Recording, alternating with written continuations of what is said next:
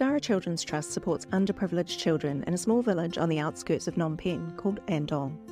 The community was evicted from their land on the riverside in the city and dumped on this site back in 2006.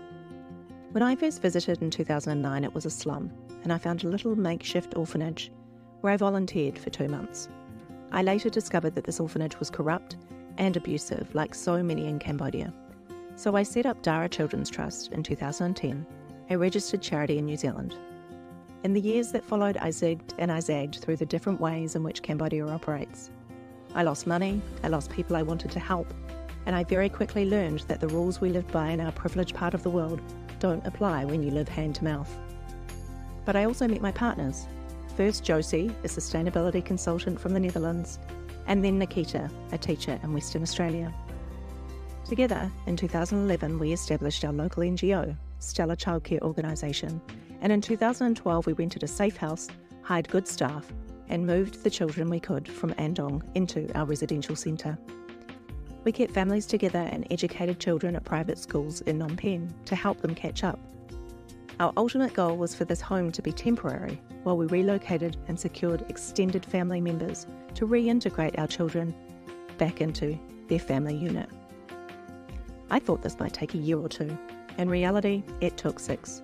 But with most children in orphanages never experiencing reintegration, this was a major win.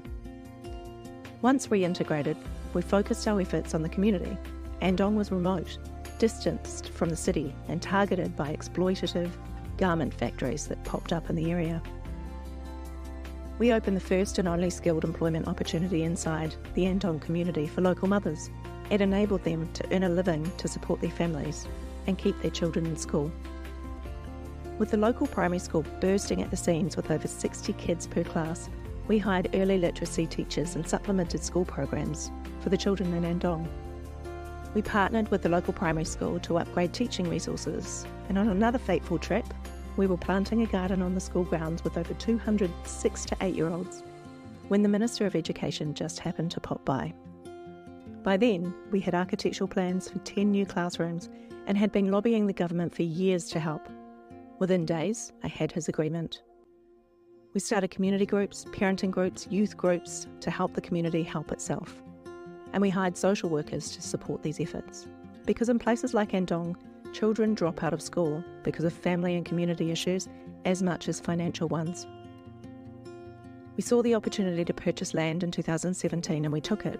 We didn't know what for, but it was a plan to future-proof our involvement and support. And then COVID hit. It was devastating. With schools closed, we had to let go of a lot of our staff. We had to close our sewing centre. We had to focus on emergency relief. We donated all the sewing machines and materials to our mothers, and during COVID, a lot of development happened in and around Phnom Penh.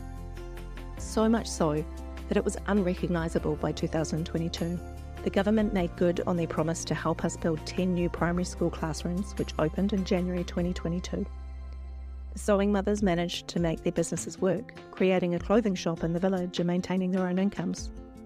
The city sprawled out to meet Andong, and with it came wealth and custom for the surrounding areas. Hope hit Andong, and it was noticeable in the village. The community was stronger. It had started to regenerate. But infrastructure hadn't kept up. With class sizes growing again, we rehired our teachers, reopened our supplemental classrooms, and re-engaged our social working activities. In addition to this, we now also provide microfinance to help with small business loans which are actually being paid back. I never imagined we would get here, let alone be in a position to now be building a community centre for the people of Andong, a safe space for everyone, a place to learn, a place to engage, and a place to grow. Our focus for this community centre is to implement a buy one, give one model. With the growing wealth in the area and this very intentionally designed building, we expect to sell high quality education to those who can afford it, to fund those who can't. In addition to our classrooms, it'll be a place for our community social working, self-help groups and events. And we've already started the build, but we haven't finished funding the project, which is where you come in. Do you want to be part of supporting the growth and prosperity of Andong? Follow us, sponsor us, or join us on a volunteer trip. We hope to connect with you soon.